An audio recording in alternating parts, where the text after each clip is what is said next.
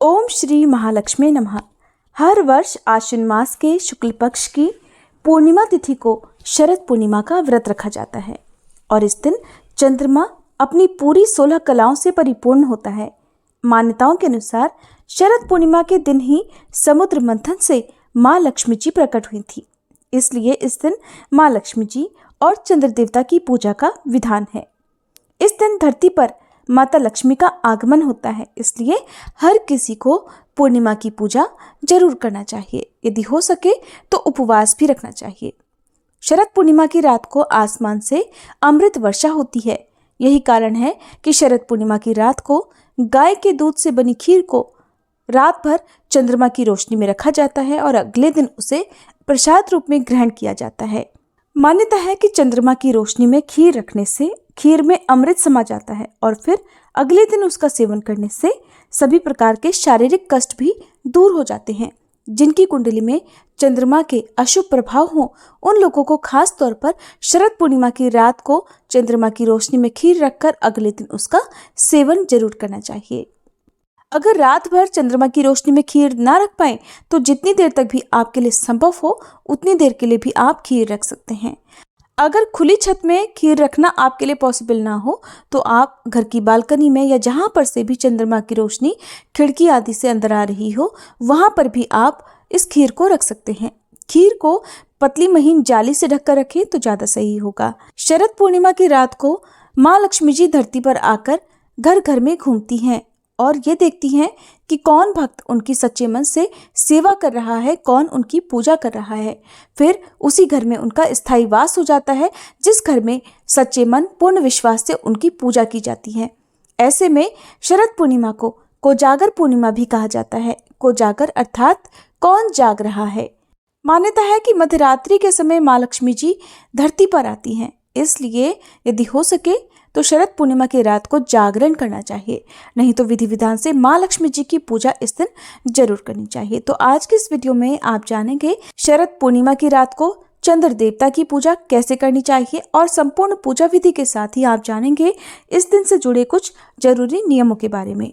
पुराणों में शरद पूर्णिमा को रास पूर्णिमा भी कहते हैं। मान्यता है कि इसी दिन भगवान श्री कृष्ण ने महारास रचाकर दिव्य प्रेम का नृत्य किया था। शरद पूर्णिमा के दिन भक्तों को प्रातःकाल हो सके तो ब्रह्म मुहूर्त में स्नान ध्यान करने के बाद शरद पूर्णिमा के व्रत को विधि विधान से करने का संकल्प लेना चाहिए।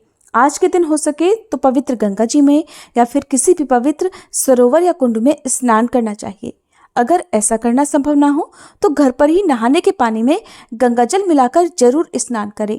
घर पर ही माँ गंगा का ध्यान करें। ऐसा करने से गंगा जी में स्नान करने का पुण्य घर पर ही मिल जाता है।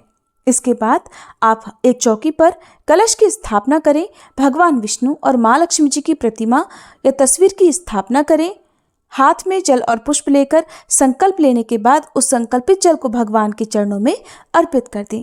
पूर्णिमा के दिन विष्णु भगवान का, माँ लक्ष्मी जी का, चंद्र देवता का और भगवान शिव का विशेष रूप से पूजन किया जाता है। इसी दिन श्री सत्यनारायण भगवान की पूजा भी की जाती है, कथा भी पढ़िया सुनी जाती है।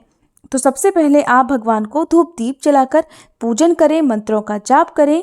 भगवान विष्णु के और माँ लक्ष्मी जी के मंत्रों का जाप करके आपको सुबह के समय अगर समय हो तो व्रत की कथा जरूर पढ़नी या सुननी चाहिए, नहीं तो शाम को आपको कथा अवश्य ही पढ़नी और सुननी चाहिए।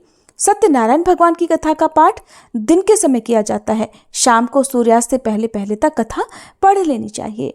दिन भर उपवास रखें और उपवास रखने के बाद शाम को चंद्रोदय से पहले आपको एक बार फिर से स्नान करके पवित्र हो जाना चाहिए।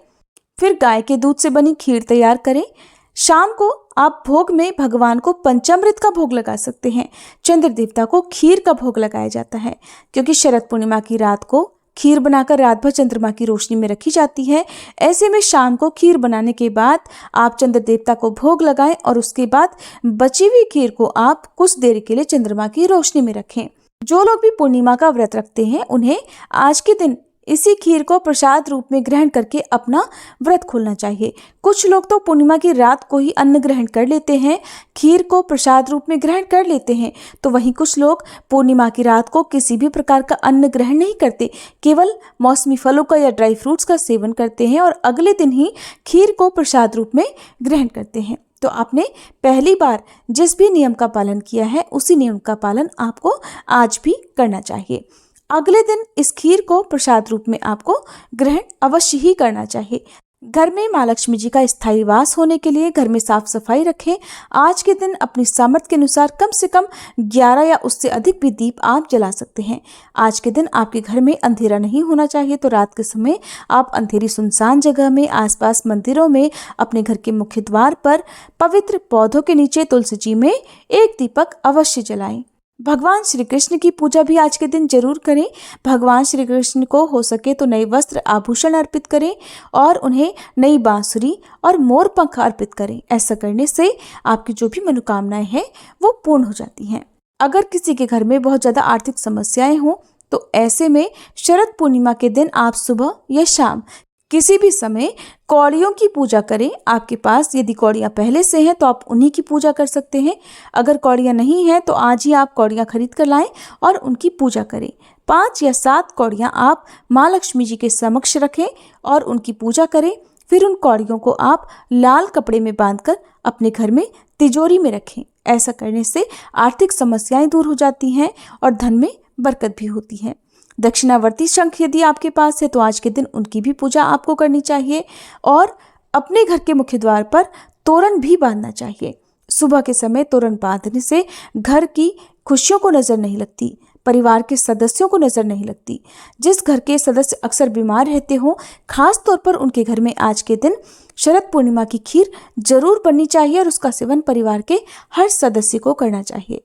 अपनी सामर्थ्य के अनुसार शरद पूर्णिमा के शुभ अवसर पर सफेद रंग की वस्तुओं का अधिक से अधिक दान करना चाहिए, जैसे कि दूध या दूध से बनी हुई मिठाइयाँ या दही, घी, शक्कर आदि भी आप दान कर सकते हैं। सफेद वस्त्रों का दान आप कर सकते हैं।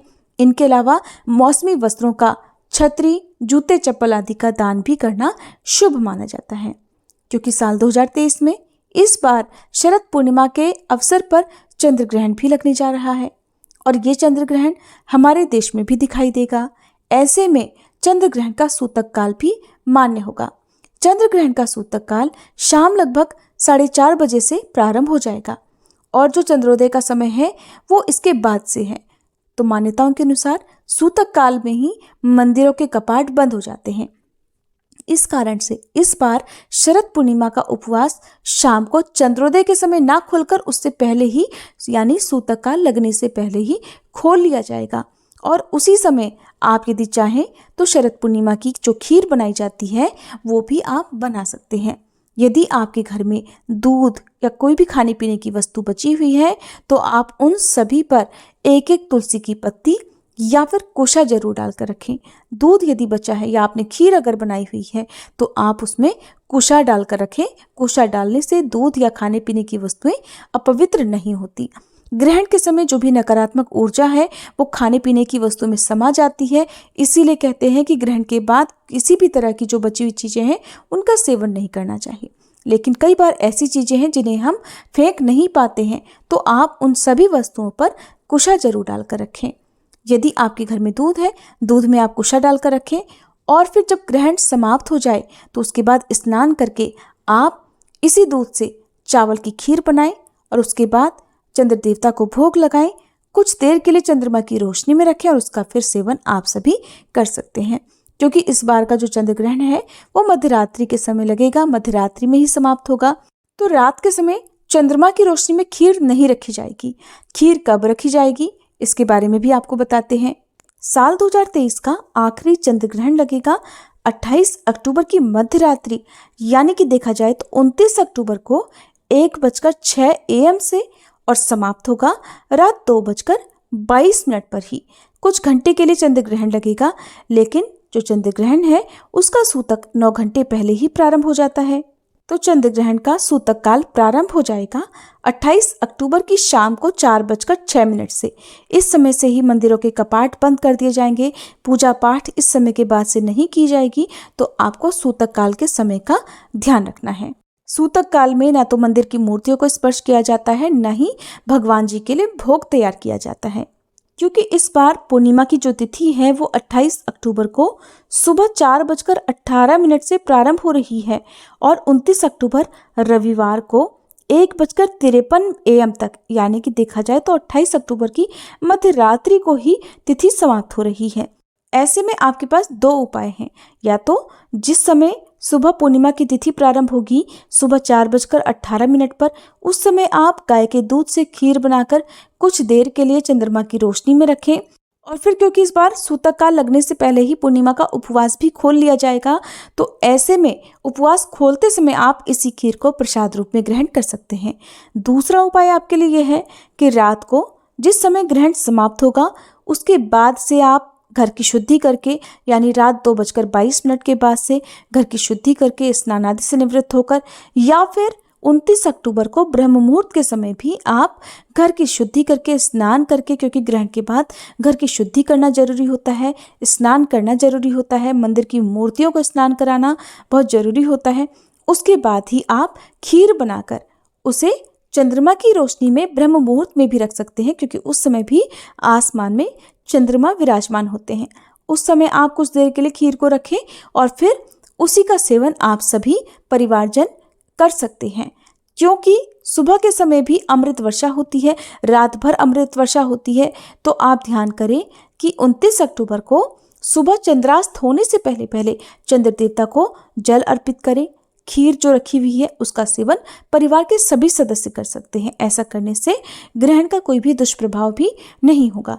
लेकिन एक बात का ध्यान हमेशा रखें कि चंद्र ग्रहण की समाप्ति के बाद चंद्र देवता को अर्घ जरूर देना चाहिए। जो अर्घ आप शरद पूर्णिमा की रात को देते हैं वो आप 29 अक्टूबर को ब्रह्म मुहूर्त के समय भी दे सकते हैं। चंद्रमा को भोग लगाए बिना आप खीर का सेवन ना करें। 29 अक्टूबर रविवार को ब्रह्म मुहूर्त का समय रहेगा सुबह 4:58 से 5:46 तक। चंद्रास्त का समय रहेगा सुबह 7:49। इस बार शरद पूर्णिमा का जो उपवास है वो सूतक काल लगने से पहले पहले ही खोल लिया जाएगा, इसलिए आपको सूतक काल के समय का जरूर ध्यान रखना है।